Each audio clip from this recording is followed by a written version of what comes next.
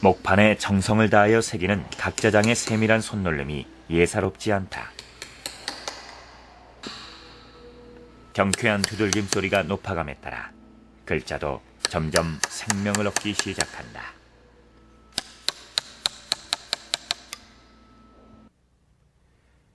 우리는 지금 손끝 하나로 원하는 정보를 손쉽게 접할 수 있는 정보화 시대에 살고 있습니다. 상상을 초월하는 정보의 발전은 바로 세계사적인 발명, 목판 인쇄술의 발명이 있었기에 가능했던 것인데요. 세계에서 가장 오래된 목판 인쇄물, 다란이경은 바로 불국사 석가탑에서 발견됐습니다. 1966년 10월 경주 불국사. 석가탑의 해체, 복원공사 중 2층 탑신부에서 오랜 침묵의 세월을 넘어 귀중한 유물이 발견되었다. 바로 현존하는 가장 오래된 목판 인쇄물로 알려진 무구정광 대다란이경이 그것이다. 제작 시기가 751년경으로 추정되는 이 다란이경은 770년경 제작된 일본의 백만탑 다란이경이나 868년경 제작된 중국의 금강바냐 바라밀경보다 그 시기가 앞서 있다.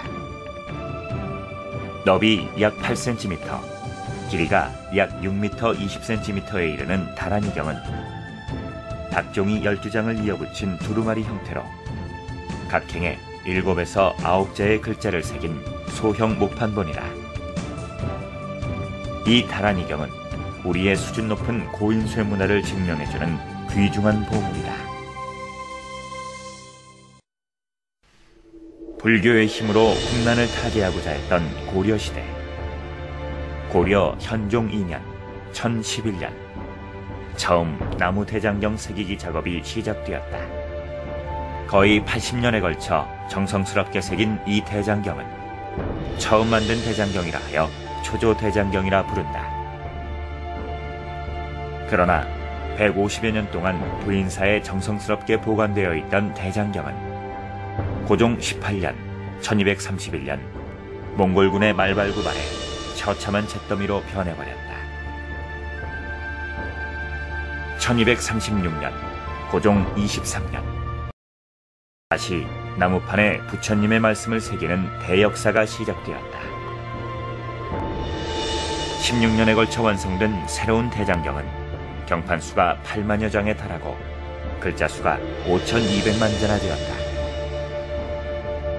고려인들의 높은 문화의식과 호국의 정신이 탄생시킨 목판 인쇄 문화의 진수. 바로 다시 새긴 경판이어서 제조 대장경이라 불리는 8만 대장경판, 고려 대장경이었다. 목판 인쇄는 특히 고려시대 불교의 영향 아래 사찰을 중심으로 발달했습니다. 목판 기술은 세계 최고 경판이며 세계 문화유산으로 등록된 8만 대장경을 완성시키기에 이릅니다.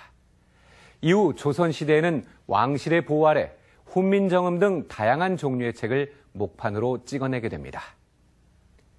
오늘날 우리가 세계 최고의 인터넷 강국으로 성장하는 데 밑거름이 된 목판 인쇄술. 과연 어떤 과정을 통해 만들어졌을까요? 목판 인쇄는 나무에 정성을 쏟고 숨결을 불어넣는 고된 작업이다. 과정 하나하나에 소홀함이 없어야 하고 오랜 작업 시간이 필요하다. 나무에 생명을 불어넣는 사람들을 우리는 각자장이라 부른다. 1000년 이상의 세월 동안 꾸준히 이루어졌던 목판 인쇄. 어느 이해책에서 각자장의 노고어린 흔적이 반겨주었다. 우연히 만난 이해책의 끝장을 들추니 각자장이 반겨준다. 봄이 무르익어갈 때에 이 책을 다시 펴냅니다. 전주 관아에 소속되어 있는 하경룡이 만든 판입니다. 하경룡, 조선시대 후기 전주에서 각수로 일가를 이룬 사람이다. 빽빽한 본문에 새긴 양으로 보아 몇십 명의 각수가 작업해야만 나올 수 있는 만만치 않은 분량이다. 이처럼 많은 노동량과 인력을 요하는 작업이 목판본을 만드는 일이다. 그 일은 가장 기본적인 재료인 나무와의 전쟁에서부터 시작된다. 목판본에 쓰이는 목재는 조직이 균일하고 조밀하며 적당히 단단한 것이 좋다. 너무 단단한 목재는 새기기가 어렵고 너무 무른 목재는 자획이 깨지기 쉽기 때문이다. 그래서 이러한 조건에 부합하는 산번나무, 돌배나무, 자작나무 등을 찾아 산속을 뒤져야 한다. 나무를 고른 후 목재는 결을 삭히기 위해 짠 바닷물에 몸을 담그거나 소금을 섞은 물에 쪄내는 과정을 거친다. 나무는 본래 수분을 함유하고 있기 때문에 자르거나 켜면 온도의 변화에 민감해져 뒤틀리거나 갈라지는 경우가 많다. 이를 방지하기 위해서 삶은 후 통풍이 잘 되고 바람이 잦지 않은 장소에서 3년이라는 긴 시간 동안 건조시킨다. 3년이 지나면 목판의 용도에 맞게 자르는 마름질 과정이 기다리고 있다. 지금은 전자톱이 많이 사용되지만 옛날 사람들은 양쪽에서 두 사람이 밀고 당기는 탄개톱으로 나무를 켰다. 그렇다고 켠 모든 목재가 사용 가능한 건 나무에 옹이가 박혀 있거나 갈라진 목재는 여기에서 다시 걸러진다. 최종 선정된 나무에는 대펜날을 짧게 해서 여러 차례 대패질이 행해진다. 여기에 사포로 마감 손질을 해서 판면을 부드럽게 하니 각자하기 좋은 판이 나왔다.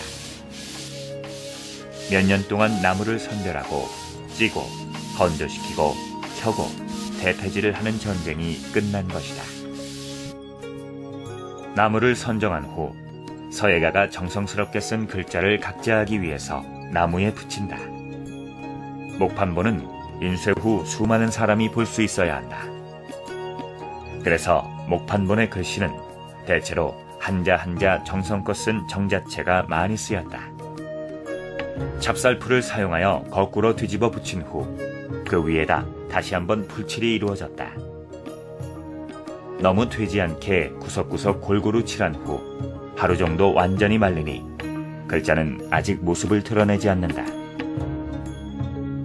다시 들기름을 바르니 정자체의 글씨가 또렷하게 보이기 시작한다.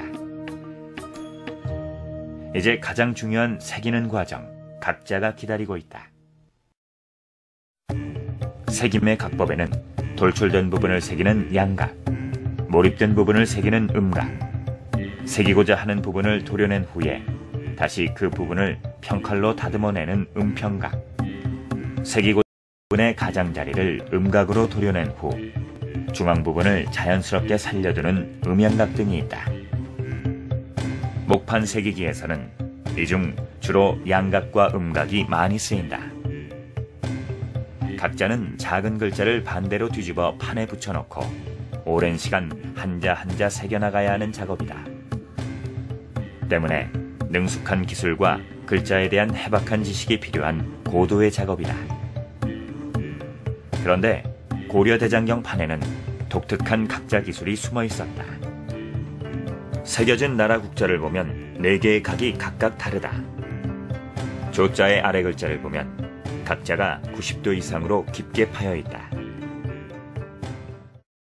이런 조자뿐만이 아니라 이 모든 글자의 밑면은 안으로 한 110도 정도 이렇게 안으로 쑥 들어가 있는 걸 느끼는데, 아까도 말씀드렸듯이 인경을 할 때, 먹을 칠할 때 밑으로 찌꺼기가 묻어나지 않게 하는 효과와 전체적으로 인경으로 또 인경을 많이 했을 때 이 경판이 이 재질이 목재니까 따를 수 있지 않습니까? 그러면 따르면서도 글자가 기형적으로 이렇게 풍푸짐하게 변하지 않게 하는 그런 효과도 있어요. 이를 구양순체를 모본으로 하여 변형시켜 독특한 글자체를 이루었다 하여 장경체라 하였다.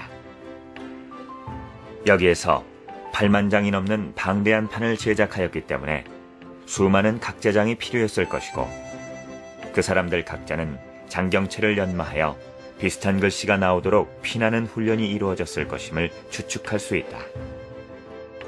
목판은 아무리 잘 건조시키고 오칠을 하더라도 열과 습기에 약하다. 때문에 손잡이인 마구리가 필요하다. 손잡이는 통풍의 흐름을 좋게 하여 목판의 뒤틀림을 방지할 뿐만 아니라 층을 이루어 보관을 쉽게 하고 글자가 눌려서 훼손되는 것을 방지하는 다용도의 목적을 가지고 있다. 그런데 반제가 조금이라도 기울어지면 헐겁게 되어 손잡이는 뒤틀림을 완전히 막아주지는 못한다. 그래서 손잡이와 판제를 꽉 물려주는 못을 박는다. 이렇게 전 과정이 끝나면 교정을 하고 인쇄를 하는 인출 작업으로 넘어간다. 목판 제작 과정을 살펴봤습니다. 나무를 다듬고 글자를 하나하나 새기기까지 어느 것 하나 정성이 소람이 없었는데요. 목판 인쇄술, 그 변치 않는 아름다움은 수백 년을 지나 앞으로도 계속될 것입니다.